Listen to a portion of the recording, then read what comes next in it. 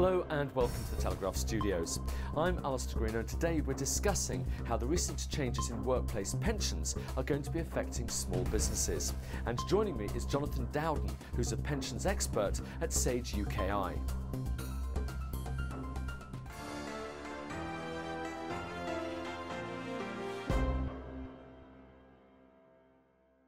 Morning. Morning.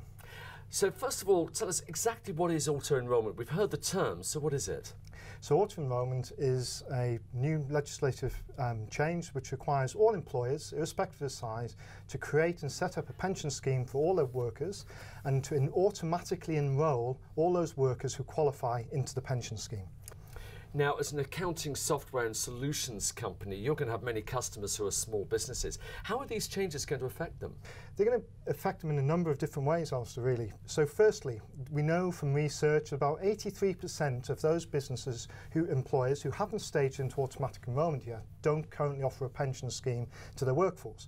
So there's a significant number of people who are going to have to set up a pension scheme for the first time.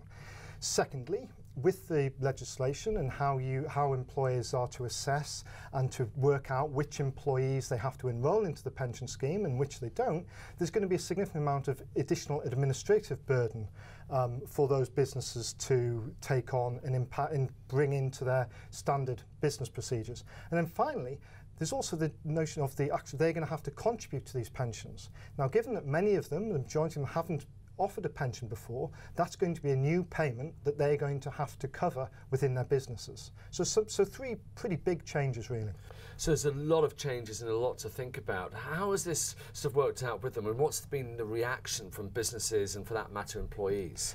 For businesses who are coming to automatic enrolment for the first time and haven't really heard about it before, it's alarm and concern, because they're concerned about the cost of it, whether it's the cost of administrating the pension scheme, the cost of paying new payments as employer contributions for the first time, and also just generally the overall cost and burden of administrating it. However, once they start to prepare, once they start to understand it fully and work out how they're going to best deal with it, they're much calmer and realise that this is something like all legislative change. It's hard and it's scary at first, but then very quickly becomes business as usual and something that we've always done.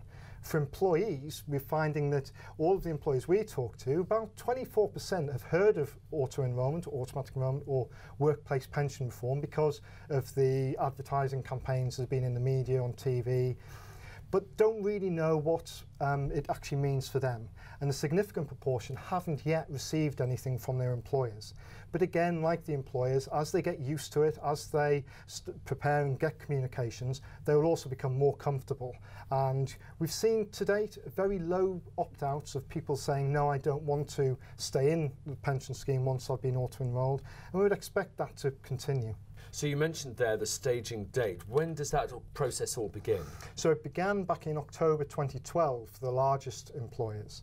Right now, in March and April, we'll see employers who have about 50 to 57 employees starting to stage into automatic enrolment. And then it gets ever smaller and smaller, right out until 2018, when the very smallest employers will start to stage into automatic enrolment. So what are going to be the short-term and long-term consequences for small businesses? I think the consequences are largely dependent on the business themselves. I think you can see cause for short-term pain if businesses leave things to the last minute. If they get prepared and get to prepare early, then actually they can minimise a lot of the stress and the pain that might be caused in the short term.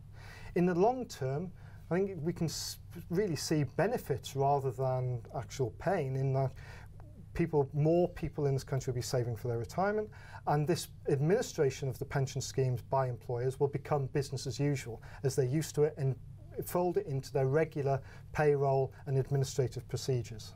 So if I was a small business, there's a lot for me to get my head around. What sort of advice would you be giving me? I think, Alistair, there are three really critical bits of advice for you. First thing is preparation, early preparation.